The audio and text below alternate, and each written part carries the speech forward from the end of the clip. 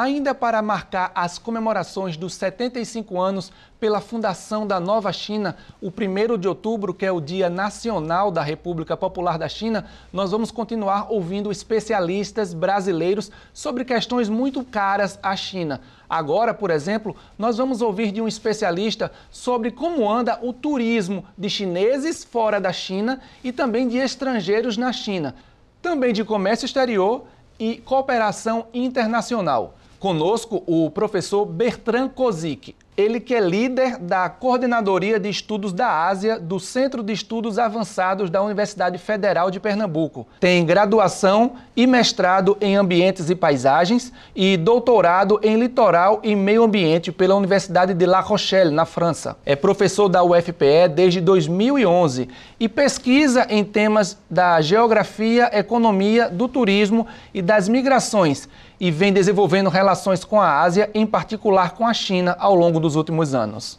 Professor, a gente percebe uma ampliação cada vez maior e uma abertura da porta da China para os estrangeiros, né?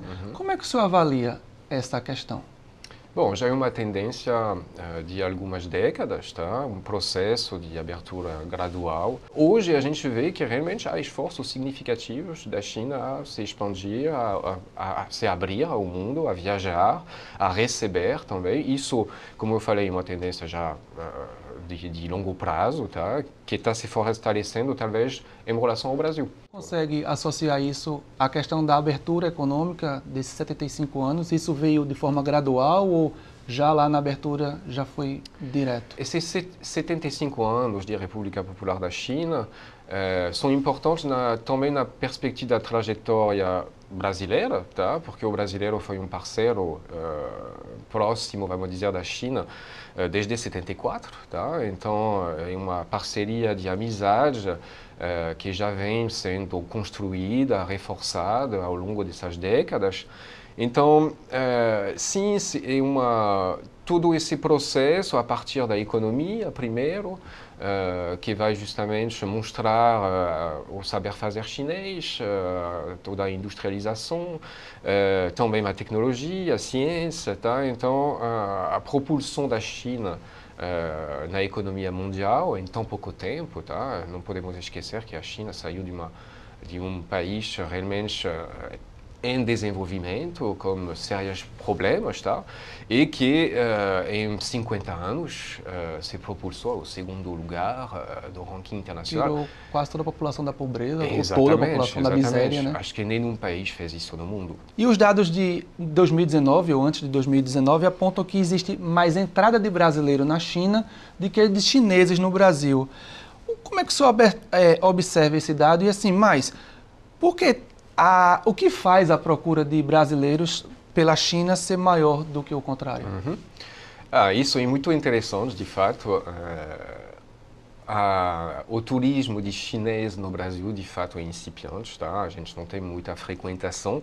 A grande maioria das chegadas de chinês no Brasil são, no âmbito, vamos dizer, de estadia temporária, são de ordem de negócios, tá? Então, 2/3 desses chineses que viajam para o Brasil temporariamente chegam ao Brasil para negócios, tá? Então, compra de empresa, investimentos, etc.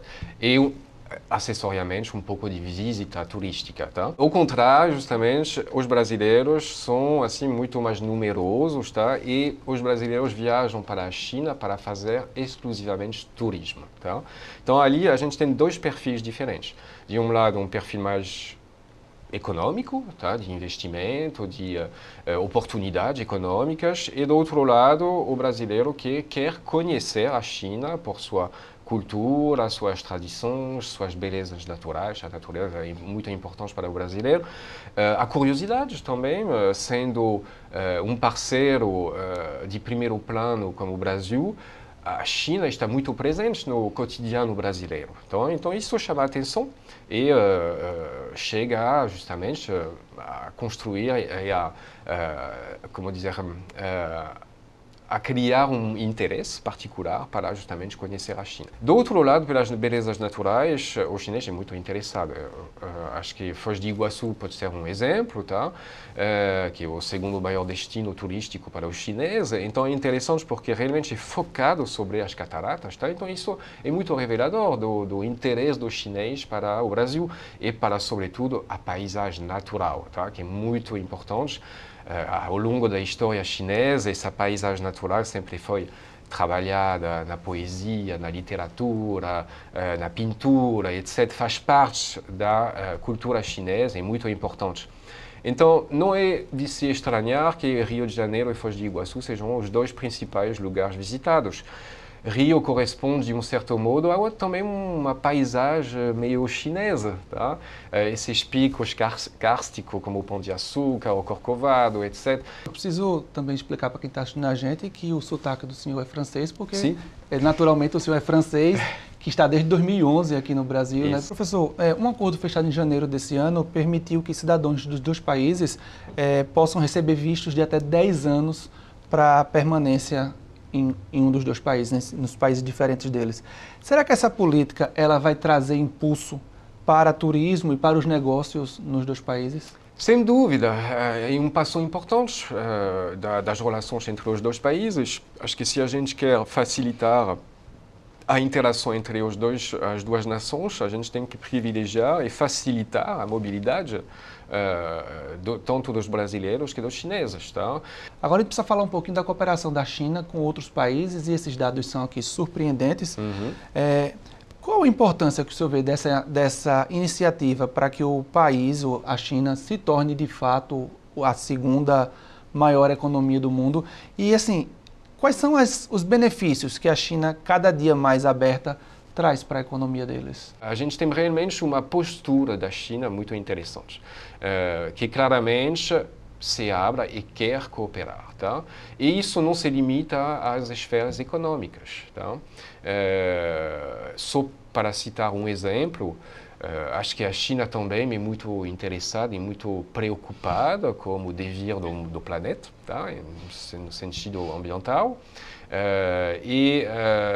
Não é à toa que ela está se tornando um dos maiores investidores em soluções e inovações tecnológicas para soluções para o futuro, tá, da humanidade. Então, sim, a China aparece sempre muito presente, tá, em todos os níveis. Tá?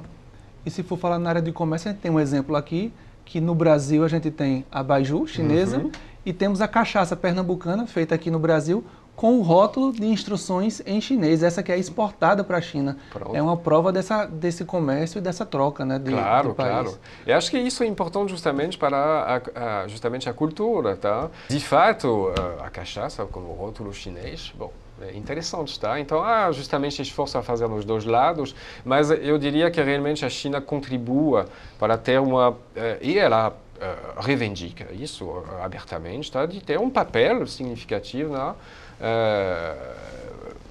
para achar soluções, tá? E isso não é só comercial, também é cultural, né?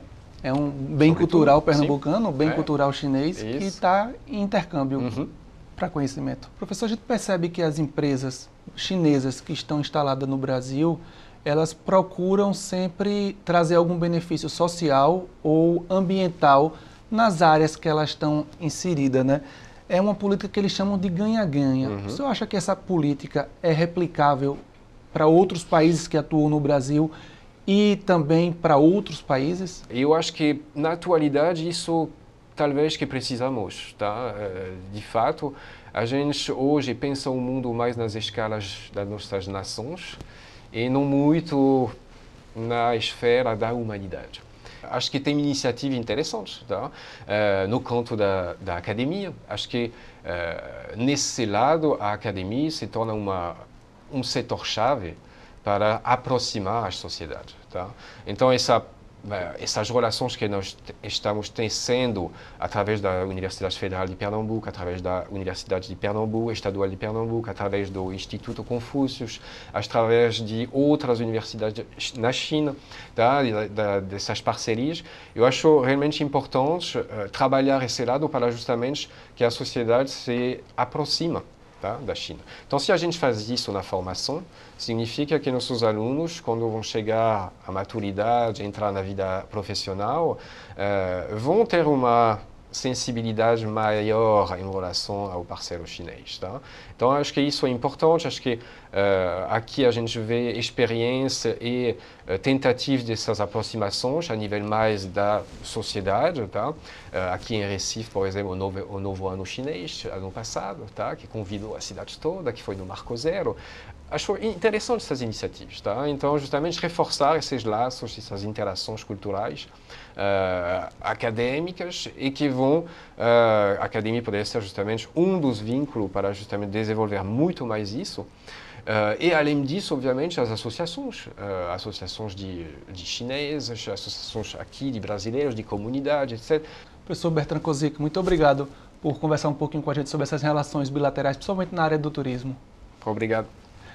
Do Recife, Luiz Boaventura, em uma coprodução entre o Diário de Pernambuco e a Rádio Internacional da China.